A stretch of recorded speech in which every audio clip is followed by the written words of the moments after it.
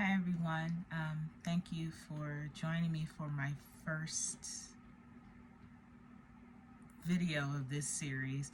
I would say my first video period, but I've recorded a couple things. A little about me. My name is Amanda. I am a poet, aspiring writer, frustrated cat owner. My cat is behind me in front of me, behind the camera, in front of me, doing all kinds of frustrating things, but I love her because she's my sweet baby kitten, Felicia. But in addition to being an aspiring writer, a poet, and a frustrated cat owner, I'm a painter, and I am experimenting with finding my lane, and one of the things that I've been doing over the past year during this journey of self-discovery is reading literature that I have in years prior found very inaccessible, I guess is a good word, or difficult to read. One of those being the Bible. If we're real about it, the Bible is kind of dry on the surface level, and instead of looking at it like the religious text that I've been indoctrinated from a young age, being raised by a Christian family, reading it as this guiding text that should tell me how to live my life, I am looking at it and trying to read through the whole thing, like the entire thing, rooter to tutor, Genesis to Revelations, and read it as a piece of literature, a book full of stories, opposed to how I've been trained from an early age on how to read it. And so I developed this new segment, Storytime with Tay, Biblical Edition, to help other people who may have a curiosity or just want to know what's in it but don't necessarily have the knowledge or the patience to wade through all of the foolishness, or not, I won't call it foolishness, but the inaccessible, the thous, that's, and very uncommon language that's being used in it. And honestly, just to share what I've read, because once you get past the language barrier or the inaccessible points of the Bible, there are some pretty interesting stories. And I'm gonna just say this: people been people since people been people, since people been existing. We ain't changed much as humans. We still doing the same old foolishness. It's just in a different era and a different form. And so, looking at it that way and reading these stories, some of them are hilarious. I have found myself audibly laughing at some of the stories in there. But I wanted to use this as an opportunity to share with you all, with the understanding that I am not a biblical scholar. I am literally just a person reading this piece of literature that has 66 books within it, from Genesis to Revelation. And I'm just sharing how I interpreted these stories and retelling them to you how I understand them. So if you're one of those that's a biblical scholar, I ain't at your level. This ain't for you. This is really for people that have a curiosity or just really don't understand and don't have the time nor the patience to sit through lectures or dive into it the way that a biblical scholar would, like yourself. You smarter on this Bible thing than me. I'm just here for the stories. So with that said, I am not going to tackle it in order of the Bible itself, the stories. I'm going to jump around to different stuff as I find it interesting. And That's just going to be what it is. For those of you who are curious and want to really get into the nitty gritty or see what I'm talking about,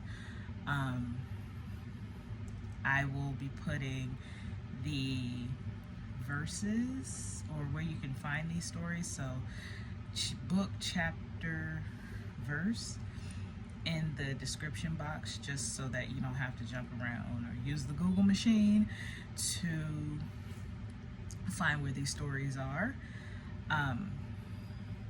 For those of you who have never opened up a Bible, or it's been a long time, or you just really don't quite know how to follow the Bible itself, or when I say book, chapter, verse, you're like, say what now?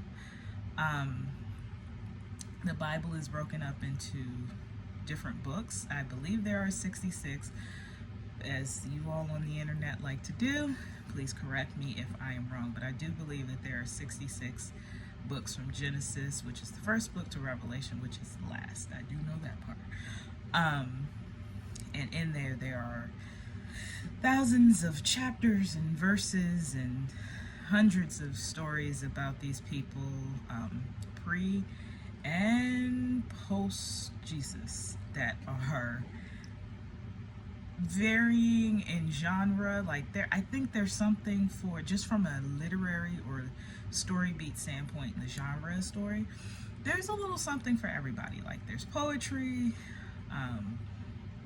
you can kind of treat it as spoken word.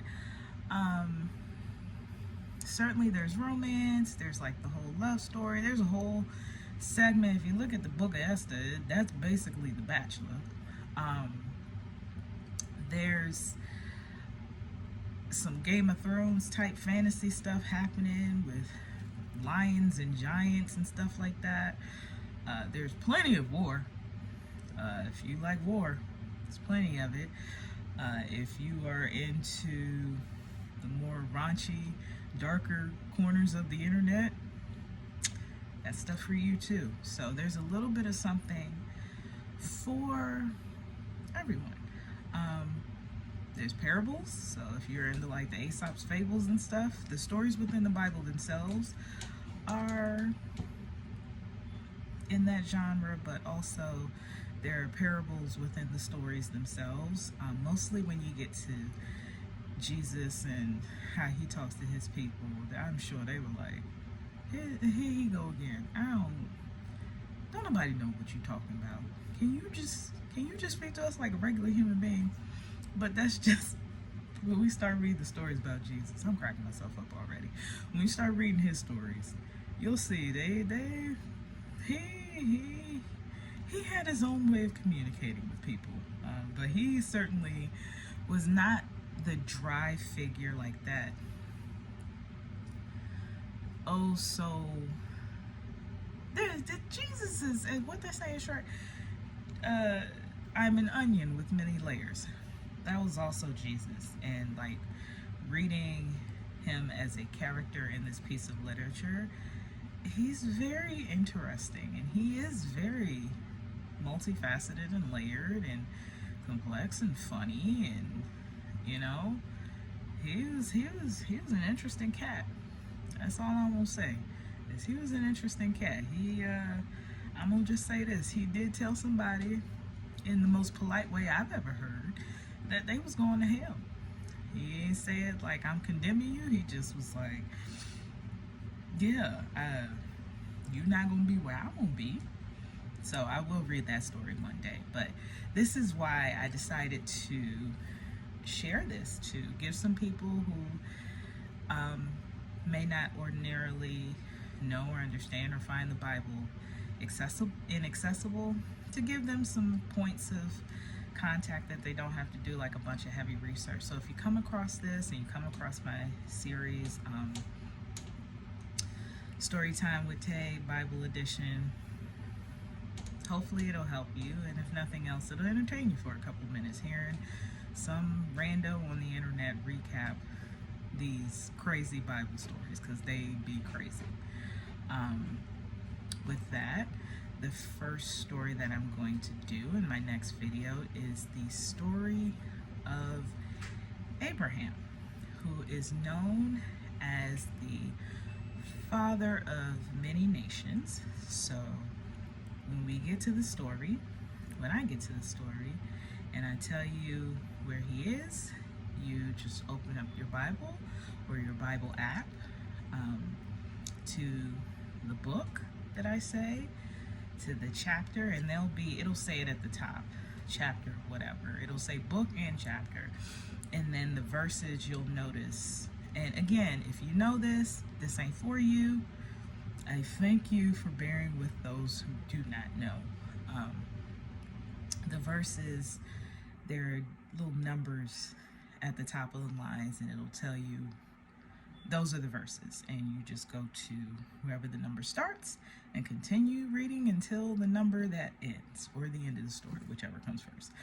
So with that said, I welcome you to join me in my next video, and I thank you for taking the time out to get a recap of what Storytime with Tay Biblical Edition is.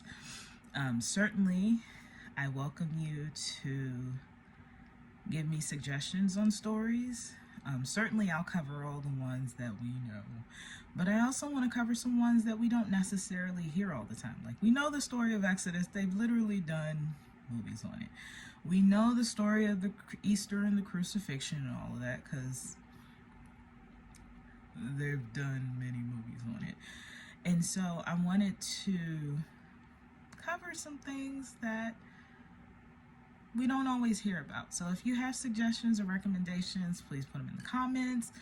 I am always open to reading and hearing about all of this stuff because my goal really is to get through the Bible in a year. It is a massive undertaking when you're trying to actually understand and get past the language barriers and the inaccessibility points, but I thank you for coming along on this journey with me, and I'll see you the next time. Thanks. Bye.